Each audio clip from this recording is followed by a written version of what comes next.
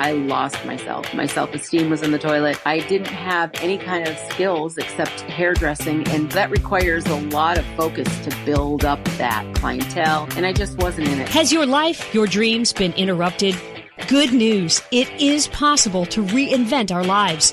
People are doing it every day, and some are brave enough to share the struggles, disappointments, and challenges. If you are looking for a new beginning, a do-over, or to rediscover your passion, maybe even find a new one, then grab a cup of coffee and let's talk. Interrupted, Act 2, Reinventing Your Legacy, with your host, Coach Lori. Bethany Teed Coble, welcome to the show and congratulations on your 1-year wedding anniversary. I know. I can't believe it.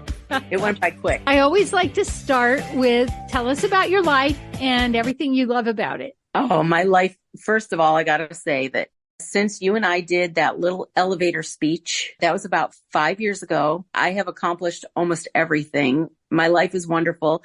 It's exactly where I want it to be. I have a wonderful husband, beautiful home. I feel confident in my skin, in myself. My faith is good. I have pretty much everything anybody could ask for. One item left to go, and that is working on my degree. Wow. Tell us about your job now, because it seemed like you just started a new job and you said you never thought you would be doing something like this? Yeah. Hairdresser by trade. Been a hairdresser for 30 years. And the job I'm doing today is like a dream job for me. I'm a housing case manager and I work for a company in the state of Washington.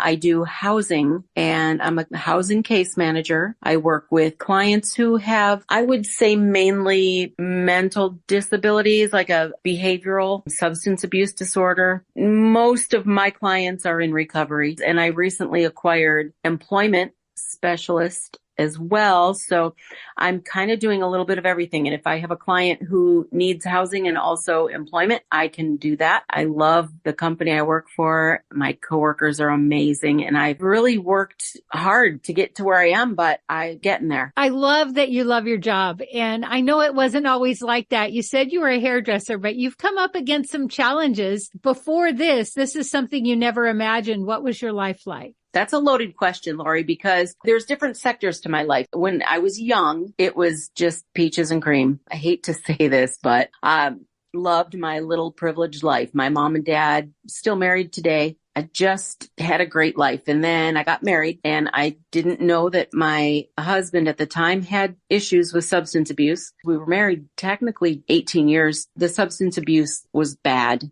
Lost everything. And just raising my 2 kids with struggle and financial strife, it was difficult because I wanted them to have as normal a life as possible. Thankfully, with the support of my family and friends, I was able to do that for my kids. They didn't know what was going on in the background, but it was bad. We lost 3 homes. And finally, at the end of it all, the girls and I ended up homeless, lived in a camper for about 2 years. And it was difficult because I wasn't working. I moved out to Seattle in 2008 and I had been working full time from the time I was 17 years old until 2008 when I moved out here to Seattle because I followed my ex-husband out here. And I believed in the fact that he was doing good and things were going to be great and I wouldn't have to work. So I didn't work. I lost myself in those like 10, 13 years that I was with him. I lost myself. My self-esteem was in the toilet. I didn't have any kind of skills except hairdressing. And that requires a lot of focus to build up that clientele. And I just wasn't in it. I had these 2 kids that were keeping me super busy. I was very involved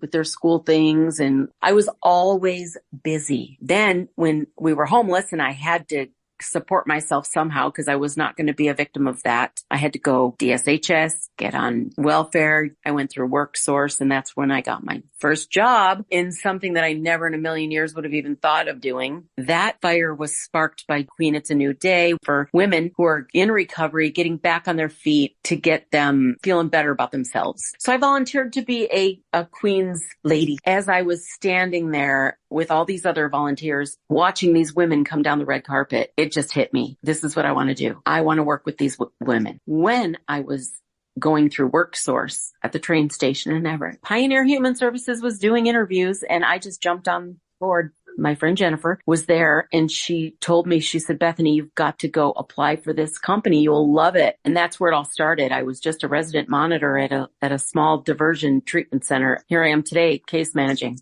housing. Who would have thunk it? But it's great. And I love it. And I love my clients, and it's great. So when you were walking through those really tough times, can you talk about that? What kept you going? One word, God. 2 words, my faith and my kids. I really had a moment, maybe lasted a month, where I just cried a lot. I had to get all the emotion out. And then I kept going to church. I kept reading my Bible. I kept a journal, and I literally just gave it all to God. In fact, got to a point where I just literally said, I quit. I give. You take over, because there's nothing I can do. Nothing.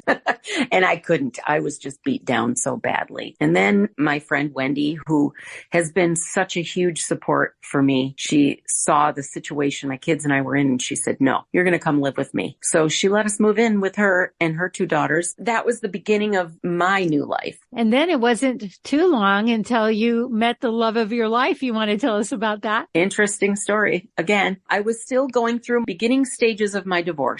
I hadn't had any kind of relationship with my ex in about 2 years at this point. And Wendy, who I was living with at the time, was doing all kinds of stuff. She was dating and going out and about, and she was on Match.com. And I mean, I didn't have a lot of money at the time, so I couldn't afford a Match.com subscription. She kept saying, you need to do this because you need to start your life again. You can't just live for your kids. You've got to have your own life. I said, I tell you what, when the price goes down to $10, I'll join. So it was only probably 2 months after that. I'm looking one day and it's $9.99. I said, I can handle that. So I went on Match.com and I flipped through a few, and I saw his picture, and I said to her, this is the one I want. This is him. It was like I was in a catalog just shopping. Oh, there's the shirt I want. I'm going to order it. I reached out and texted him, and he responded kind of confused, like, but yeah, okay.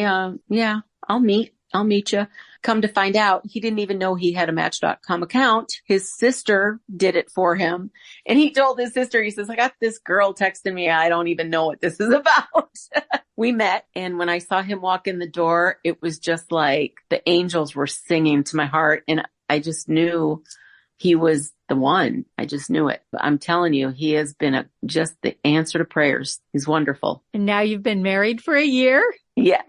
I know. And thank you. We had a great anniversary celebration. And all we did was go out to eat. Oh, we just muddled around, had some ice cream. And then I went to his bowling tournament, which was boring, but it was okay. We had Chinese food and then more ice cream. It was fun. We just had a great day. So you said that when you were going through this with your first husband, who you did not know had issues, which is so hard because people that are in addiction are really good at covering and lying. And you said you lost your self-esteem and your confidence. So was there a point when you got that back? Like, what was the journey, the shift to getting back to Bethany? Honestly, I got to go back to this, begging God for it. I just begged God for it. Also, I think a lot of it had to do with recognizing who I am, not believing the lies. Lori, there was a time when I believed every lie. I really did. I thought I was nothing and nobody because I beat myself up for sticking it out so long with my ex and putting my kids in that situation. Again, like I said, they were kind of oblivious to it, but kind of not. They caught on later on. Recognizing the fact that there were mistakes made, but they weren't mistakes that I made. I don't know how to explain it. I guess the best way to explain it is this. There were things I wanted in life, and I went about getting it the wrong way. And then by that time, I was just ignoring all of the signs. I was letting it happen because I was trying to do it my way. When I gave up and I finally said, God, you have to do this for me because I can't do it at all. That's when it all started hitting me that how can I believe that? That's Satan. I can't put my faith in that. I got to believe in God. To do that, you have to believe in yourself. Then, of course, when you get a job and you start working and you start making money and you start saving money again, that helps too, because I was able to get back a lot of the stuff that was lost. And on a side note, I just want to let you know something. I got to thank every woman that was at that, What's Your Dinosaur? That retreat. I got all my stuff back, everything. I mean, see that behind me, that stocking? Yes. That was one thing that was eating at me that I didn't have. I'm just going to interject here. Before COVID, I was running retreats called What's Your Dinosaur? What's the thing that's stopping you from doing what you love? What is getting in your way? Bethany had a ton of stuff that she thought maybe her ex said it was in a house, like a trap house, and he kept promising it to her, but she could never get it or get to it. And at the retreat, not only did everyone pray for her, but they also offered to go with her, to support her afterwards, whatever she needed to get her heirlooms back. This wasn't just stuff. These were heirlooms from her childhood and her children's childhood. Sadly, my ex passed away, but I was able to get back probably 90% of my kids' things, pictures, my kids' pictures. Watching your journey has actually felt like a staircase from when I met you to just watching, okay, now I'm at the diversion center. Now I'm here. And now I'm here. And you just keep stepping. It's like you just keep walking into more and more confidence, more and more joy, more and more service. Yes, more service and giving back. I'm working at finding avenues to give back. I can definitely work harder at that. I know that. But when you're busy working and you've got Monday through Friday busy and you're putting so much into a job, it's hard to set aside, what can I do now? But don't you think that sometimes we try to separate that, but sometimes maybe it's the same thing? Maybe even though we're getting paid, we're still doing service because we're coming at it with compassion, with love, with understanding, with grace. Isn't that giving back? It is. And understanding? Yeah. So when you think about all you've walked through, all of your challenges, what is it you really want people to know? You can do anything as long as you keep your faith strong, believe in yourself, just do it. Don't think about it. Because if I let myself think about it, I wouldn't do a lot of the things I do because of fear, which we know is a liar. I got to a point in my life where I said, I'm not going to think about things. I'm just going to follow my nudges that I'm getting. The Holy Spirit will push you in places you don't want to be. And if you let yourself ignore that, you're never going to be in those places where you should be. Just do it. Just go for it. Did you ever create a dream board? In my head. A lot of times I ask people to do a dream board, but what Bethany was referring to in the beginning is I love to do this thing where I act as though we haven't seen each other in 5 years. And I have you tell me everything that's happened in the 5 years I haven't seen you, even though it hasn't happened. And I highly recommend doing this because what she said is all of those things have happened except one, which she's working on. Because when our mind can change our brain, and what happened was that set something in motion for you. Can you talk about that? So I remember that exactly. What I did is I opened my eyes and I said, oh, hi, Lori. And you said, tell me about yourself. Tell me about your life. And I said, well, I got married and I own a home. Coach Lori here. I am not anti-aging. I am all about aging gracefully. Did you know we stop making collagen at a certain age? And did you know powdered collagen has to go through your whole digestive system? So I am a big fan of Glow Liquid Collagen. It helps me age gracefully, inside and out. To order, check the link below. By the way, if you order two at the same time, free shipping. Or if you would like to be an affiliate, make a little extra cash, click the affiliate link. So I remember that exactly. What I did is I opened my eyes and I said, oh, hi, Lori. And you said, tell me about yourself. Tell me about your life. And I said, well, I got married and I own a home. I remember it like it was yesterday. When I left that meeting that day, I just had this rush of even more so I can do this. It's easy to say, oh, yeah, that was fun, but I'm never going to get there. It's so easy to say that. But I just kept that, I guess I want to call it like a top shelf attitude where instead of putting stuff on the back burner, I kept it on the top shelf and I'm like, it's right there in front of me. I can do it. I just have to do it. And you wanted to. And I wanted to. I always like to end with, what are you reading or what do you recommend? Mostly Facebook. My favorite reads are Brené Brown books. And it's not so much of what she is. It's when I read her stuff, I like to read it through the eyes of her readers who are in a bad spot. I like to feel that inspiration and that hope. Teddy Roosevelt, the man in the arena. I love that speech. It just makes me sad sometimes to think about. Just read it. Take my word for it. Bethany is referring to Brené Brown's book, Daring Greatly. So if you stay tuned till the end, you can hear the story of the man in the arena. Well, it goes back to what you were saying a few minutes ago. Yeah. Get in the arena. Get in the arena. Just do it. And my husband, Jack, actually was the one, when I met him, I saw his apartment for the first time. He had this book on his coffee table, and it was a Brené Brown book. I don't even know how he got it, but he was telling me about it. He said, you should read this book. I think this would help you. And I started out with one of her first books. And when I was reading this book, it was just so inspiring. The funniest part is I noticed as I was reading, I could correlate a lot to the Bible. I could relate a lot of it to my faith. I could relate a lot of it to what God wants for us. Well, she disarms shame. And isn't that what you were struggling with? Because you thought, here, I had this great life. I married this person. I thought the thing. And then we want to beat ourselves up that we weren't so smart that we could have seen ahead, but we can't. People who we can get involved with can lie to us and tell us what we want to hear. And it's not that we believe them because they have some past history of being truthful until they don't. And exactly. I just read Lisa Turkerist. Have you heard of her?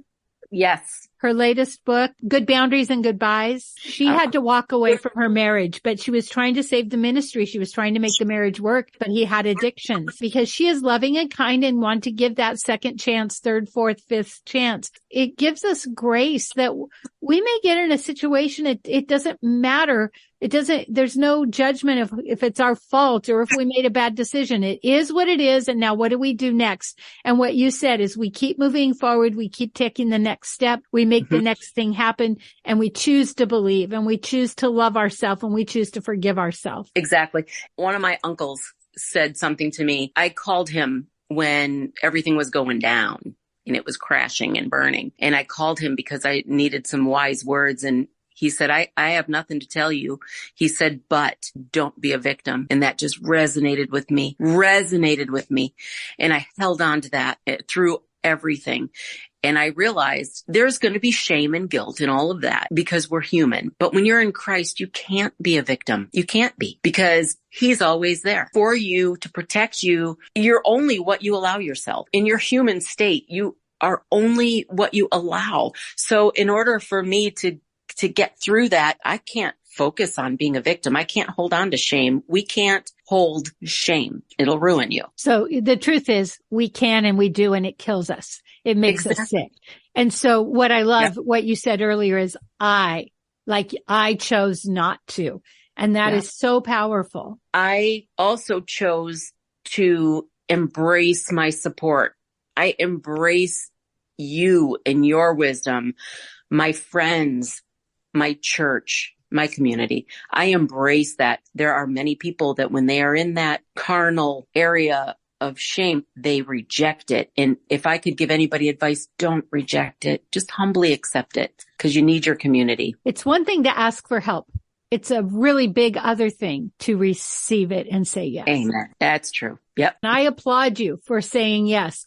There's a gal, Alex L., and she says, self-healing is an act of community service. You chose to humble basically yourself, take the higher road, let somebody help you and your girls. You just kept stepping up. And I love that. We can isolate and be so full of shame, and it doesn't serve anybody. No one, especially those that need you. There are people that need you in your lifetime. And in my case, my kids needed me to be strong. They didn't need to see me cry. They didn't need to see me weak. They needed to see their mom. And today, 5 years fast forward, I have 2 daughters. Lori, you've met them. They are strong young women, so strong. I'm not even close. My 20-year-old is working hard and running her own business. Amazing. They blow me away. When I was probably in my early 20s, my dad was going through a bit of a crisis of his own. He completely started over. He'd always been in the food business. Then he had an opportunity to buy into a precision tune. So he went from food to automotive, and he did that for about 6 years, 7 years, and he realized he wasn't happy.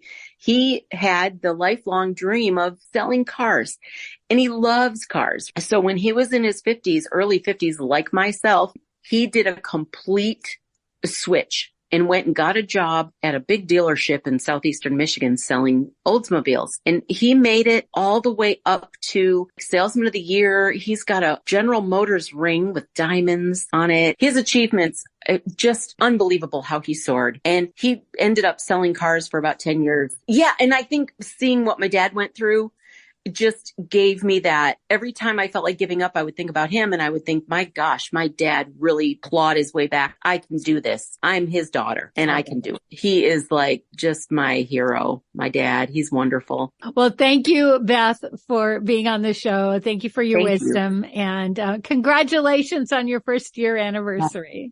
Thank you. And thank you for being the one that joined us. I will always be grateful. And I love you so much. That was a beautiful day. When I was probably in my early 20s, my dad was going through a bit of a crisis of his own. He completely started over. He'd always been in the food business. Then he had an opportunity to buy into a precision tune. So he went from food to automotive, and he did that for about 6 years, 7 years, and he realized he wasn't happy. He had the lifelong dream of selling cars, and he loves cars. So when he was in his 50s, early 50s, like myself, he did a complete switch and went and got a job at a big dealership in southeastern Michigan selling Oldsmobiles. And he made it all the way up to Salesman of the Year. He's got a General Motors ring with diamonds on it. His achievements, just unbelievable how he soared. And he ended up selling cars for about 10 years. Yeah. And I think seeing what my dad went through just gave me that. Every time I felt like giving up, I would think about him and I would think, my gosh, my dad really clawed his way back. I can do this. I'm his daughter and I can do it. He is like just my hero, my dad. He's wonderful. Thank you, Lori. A lot of people call it the Man in the Arena speech. And this is the passage that changes my life. It's not the critic who counts. It's not the man who points out how the strong man stumbles or where the doer of deeds could have done it better. The credit belongs to the person who's actually in the arena, whose face is marred with blood and sweat and dust, who, at the best, in the end, knows the triumph of high achievement, and who, at worst, if he fails daring greatly. Have you heard if not now, when? If not you, then who? Are you being prompted to write a book? To create a podcast? Check out Leaving a Legacy at www.coachlaurie, that's Coach, LAURIE.com. And let's get started on your second act now. It's been a couple of weeks since Bethany and I did this interview. And since then, I am so very excited for her. She's taking my podcast class and she is launching her very own podcast. It's about weight loss, bariatrics, self-esteem, all the things that go together. It's called More to Lose.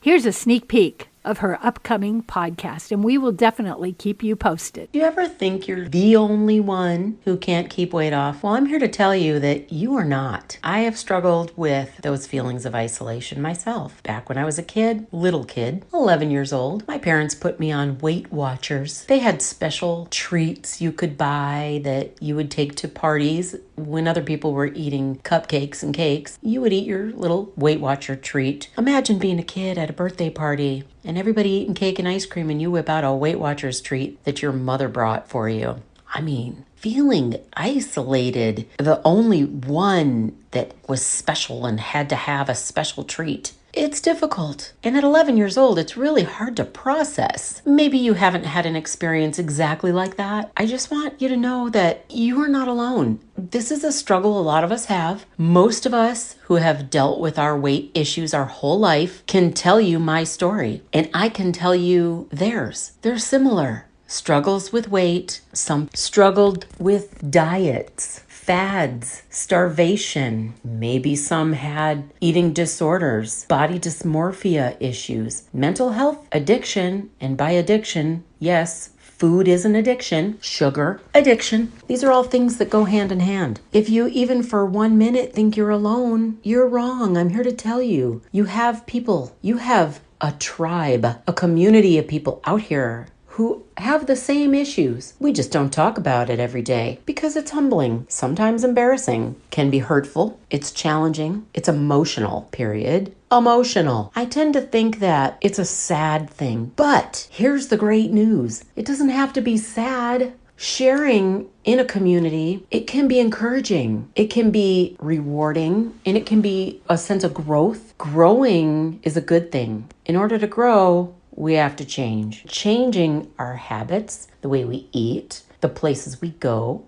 sometimes even the people we associate with, can be the best thing for us. Difficult to do, but can be good. Trying to find where you fit. Understanding that you're not alone. Understanding sometimes admitting you have a problem can be the start. Let me ask you this. Have you ever said, why me? Why not you? Maybe you're the one that was chosen. Maybe you're the one that will inspire someone else. Just by simply taking that first step. My hope is that you do have support and you do have people that want to share, support, and encourage you. But if you don't, it doesn't mean you're alone. It just means you have to find another avenue. So when you can ask yourself, yeah, why not me? That might be your start. Take a good hard look at the little kid inside of you. Look in the mirror. Have a nice long talk with yourself. Tell yourself how much you love you and how you want to see you become a healthier you. Because you can, and I know you will. We're going to work on this together. I'm here, and I hope I can be of an encouragement, a safe place for you to bounce off ideas, emotions, whatever. Feelings are a tricky thing. I get it. There's a lot involved. All of us have more to lose in our life. You are worthy of this journey. So why don't you do that today? Take a moment. If you have time, make time. If you don't, stand in front of a mirror. Take a little bit of an inventory. Get to know yourself. It's good. Weight issues, they're hard. I've dealt with this my whole life. I chose a path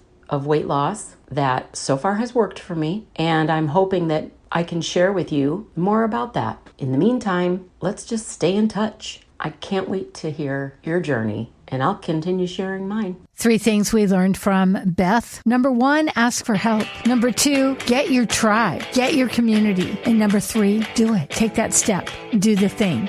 Don't hesitate. If you love this podcast, here's a big ask. Will you share with your friends and family, subscribe, give us a review, and a 5-star rating so that others looking to reinvent their lives will be able to get the help they're looking for? Thank you in advance.